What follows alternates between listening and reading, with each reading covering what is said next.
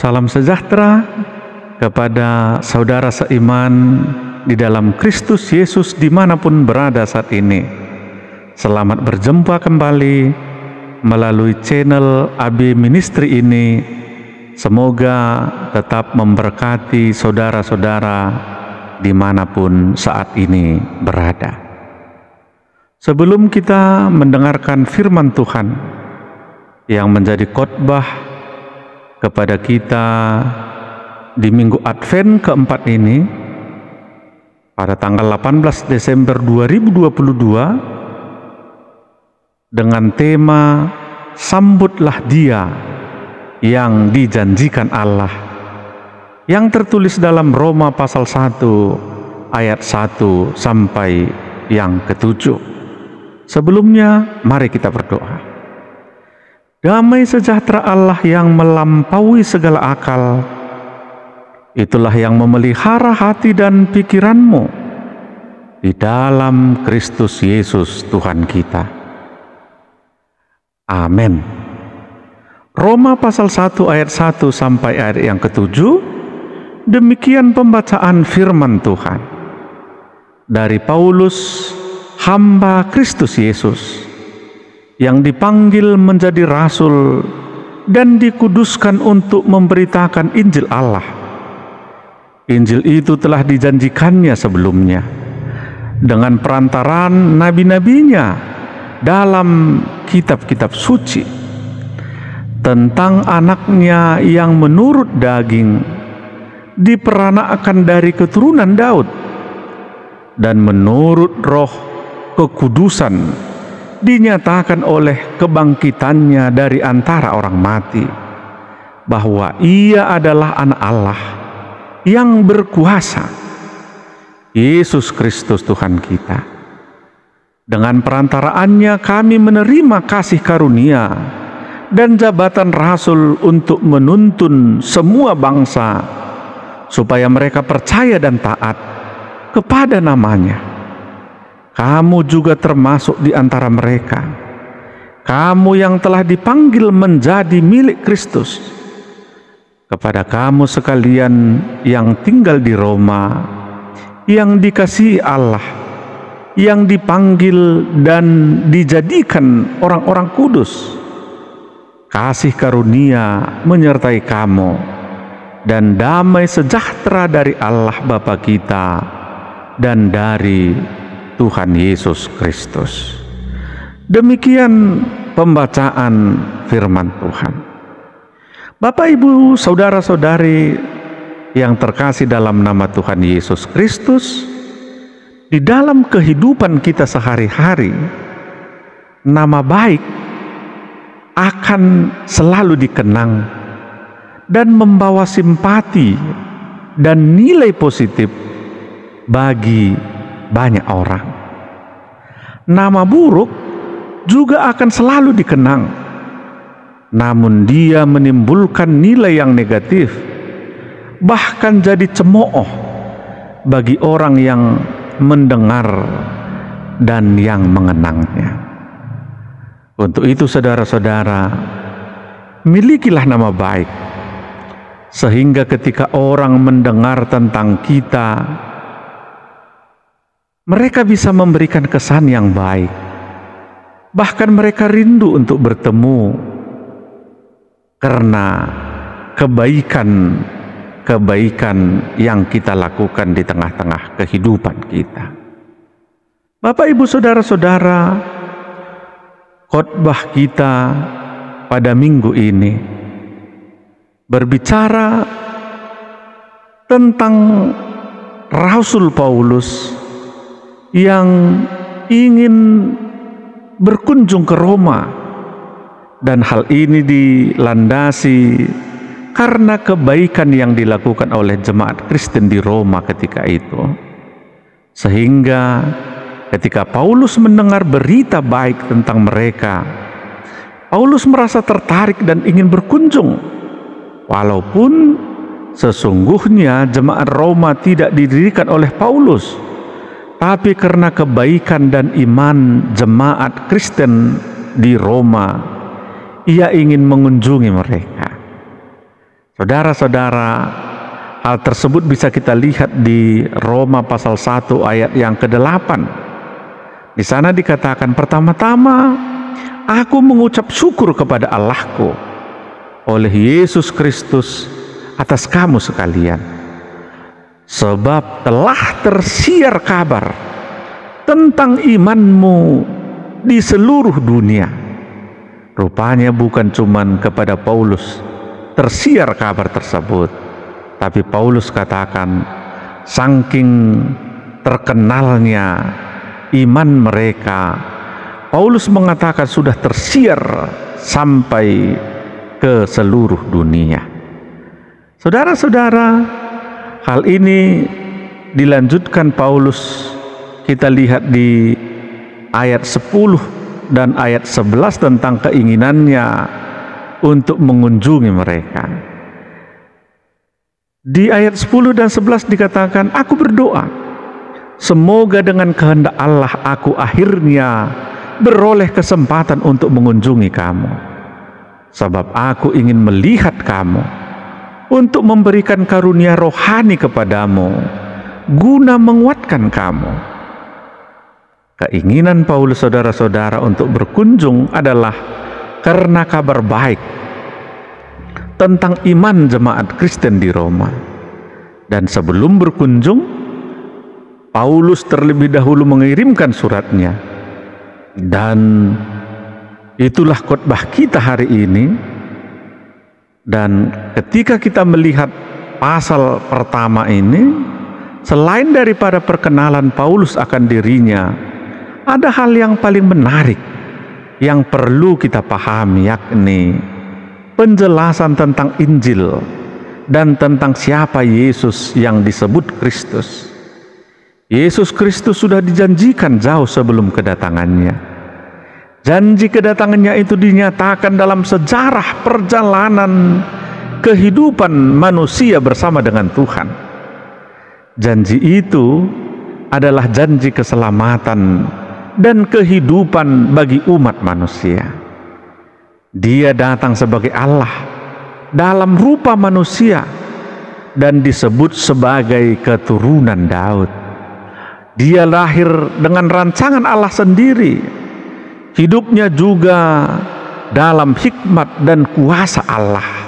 Kematian dan kebangkitan serta kenaikannya ke surga adalah bukti bahwa Yesus berkuasa atas segala sesuatu yang ada.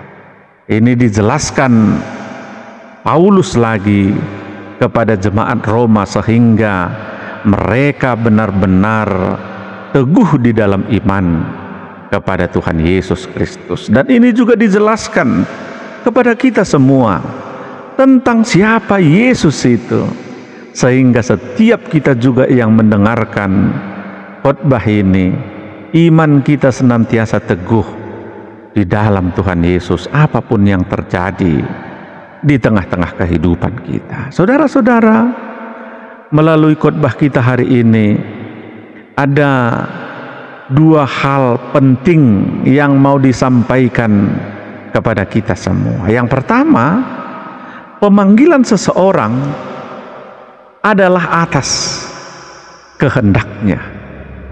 Pemanggilan seseorang adalah atas kehendak Tuhan di tengah-tengah kehidupan kita. Banyak jalan dan cara yang Tuhan pakai untuk memanggil seseorang, baik itu sebagai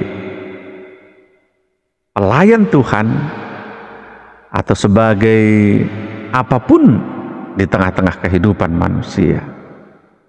Nabi dalam kisah perjanjian lama ada yang dipanggil melalui tanda-tanda, ada yang dipanggil melalui malaikat Tuhan, ada yang dipanggil melalui pemberkatan dan juga pemuritan. Misalnya ketika kita melihat kisah Elisa yang merupakan murid Elia yang sebelumnya sebenarnya sudah dilakukan pemuritan.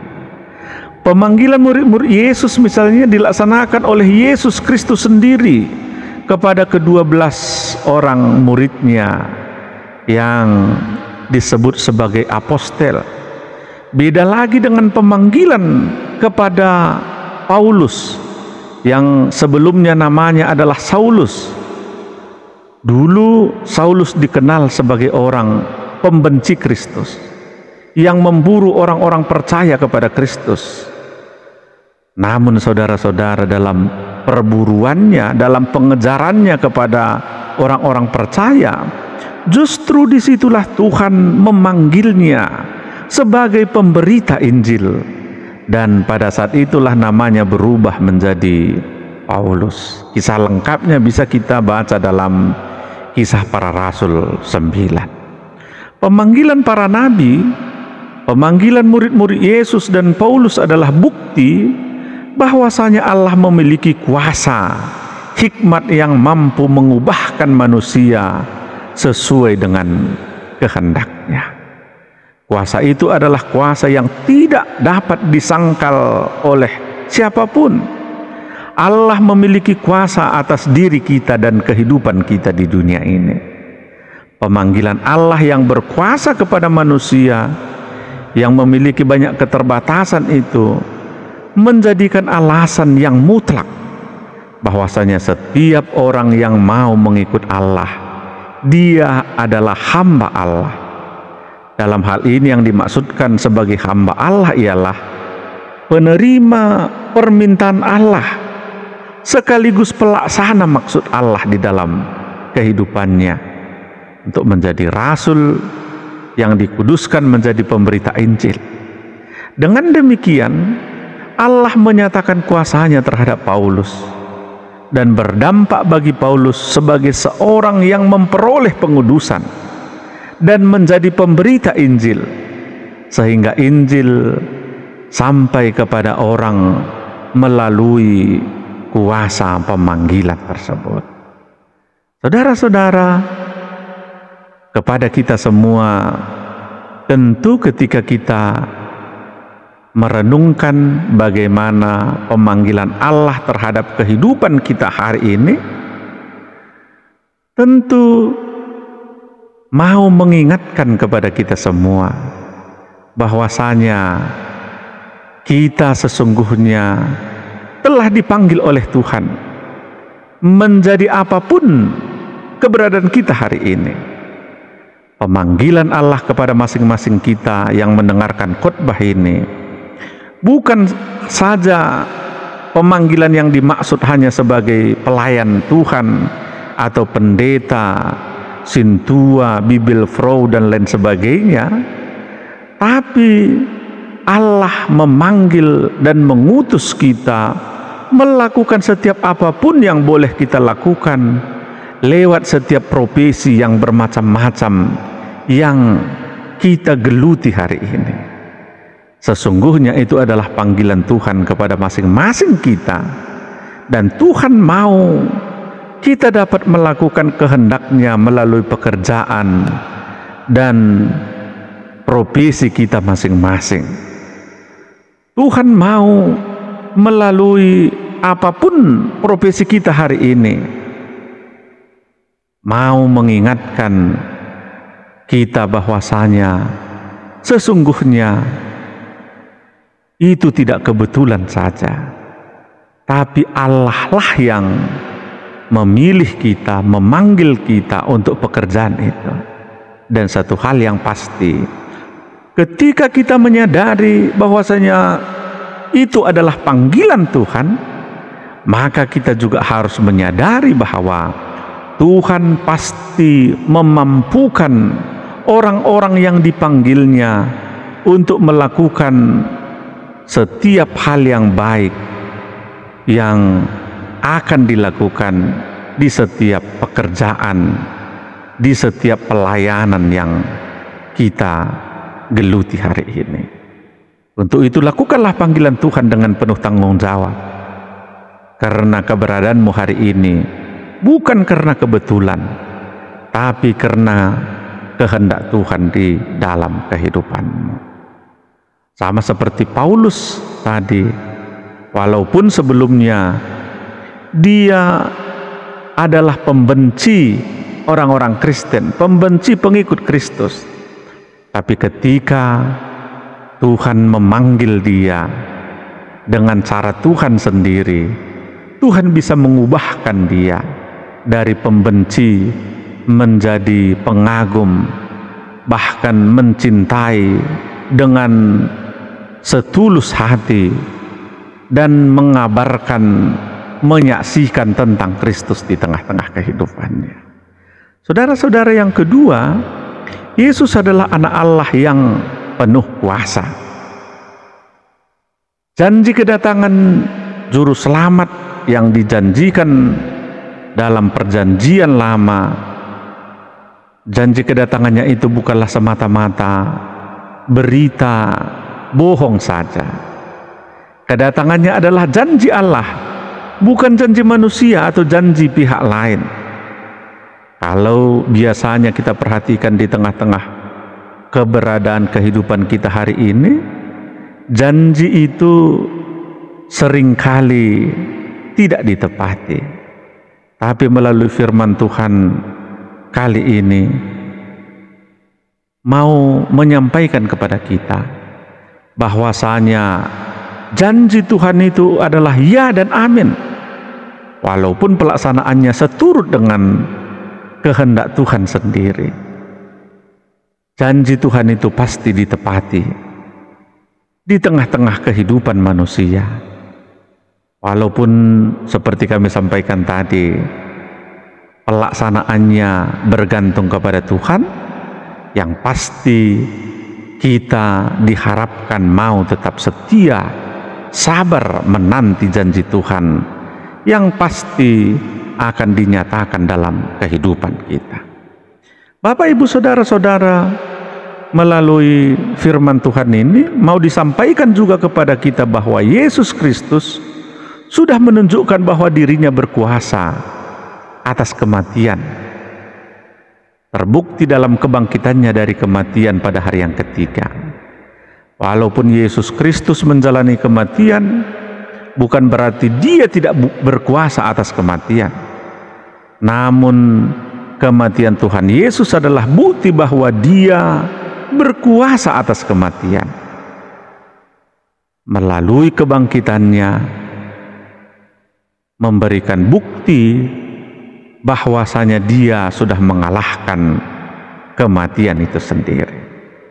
Sebab bagaimana mungkin kita menyebutkan Yesus Kristus berkuasa atas kematian jika Yesus Kristus tidak pernah mengalami kematian? Sudah pasti Tuhan Yesus juga tidak akan bangkit dari kematian jika dia tidak menjalani kematian. Jadi benar bahwasanya Yesus Kristus adalah anak Allah yang berkuasa atas kematian. Dengan demikian, kematian tidak lagi menjadi ketakutan kepada setiap orang Kristen, karena kematian itu sudah tunduk di bawah kuasa Tuhan Yesus itu sendiri. Berikutnya, saudara-saudara, Yesus juga memiliki kuasa dan berkuasa untuk memberikan kasih karunia itu kepada manusia. Karunia itu ialah karunia Roh Kudus, keselamatan dan kehidupan yang kekal. Pada Yohanes 1 ayat 14 dikatakan bahwa firman itu telah menjadi manusia dan diam di antara kita, dan kita telah melihat kemuliaannya, yaitu kemuliaan yang diberikan kepadanya sebagai anak tunggal Bapa, penuh kasih karunia dan kebenaran. Juga pada Yohanes 1 ayat 16 dikatakan, karena dari kepenuhannya kita semua telah menerima kasih karunia demi kasih karunia. Jadi dengan kuasanya Yesus Kristus yang merupakan anak Allah berkuasa untuk memberikan kasih karunia itu kepada manusia. Walaupun Bapak, Ibu, saudara-saudara, akibat manusia yang terbatas karena keberdosaannya, maka manusia tidak mampu membuat dirinya kudus. Manusia yang berdosa adalah kontras terhadap Allah yang kudus. Oleh karenanya, hanya yang kudus yang mampu dan berkuasa untuk menguduskan segala sesuatu yang berdosa. Pada perjanjian lama Tuhan Allah sendiri berfirman kepada bangsanya agar hidup kudus, sebab Tuhan adalah kudus adanya. Namun untuk mencapai kekudusan itu tidak dapat diraih oleh usaha dan kuasa manusia, sebab manusia itu dipenuhi dengan dosa. Yesus Kristus sendiri yang memiliki kuasa untuk menguduskan, dan bukan hanya menguduskan, namun orang-orang yang sudah dikuduskan Tuhan panggil menjadi milik kepunyaan Tuhan sendiri. Untuk itu saudara-saudara, Tuhan Allah berkuasa atas segala sesuatu yang ada, sebab semua yang ada adalah ciptaannya. Kekuasaan Allah jauh lebih besar daripada apapun yang ada di dunia ini. Tuhan Allah telah menyatakan rencana keselamatan bagi manusia atas kasih karunia-Nya melalui kedatangannya sebagai manusia. Itulah Yesus Kristus yang disebut anak Allah. Yesus Kristus yang berkuasa pada mulanya dan berkuasa sekarang dan berkuasa di masa yang akan datang, yaitu kedatangannya yang kedua kali, seperti yang tertulis dalam Matius 20 ayat 18 dikatakan, "Kepadaku telah diberikan segala kuasa di sorga dan di bumi." Jadi artinya Tuhan Yesus berkuasa hari ini, esok, sampai selama-lamanya. Untuk itu saudara-saudara, seperti tema khotbah kita pada minggu ini, sambutlah Dia, yaitu Yesus Kristus yang dijanjikan Allah.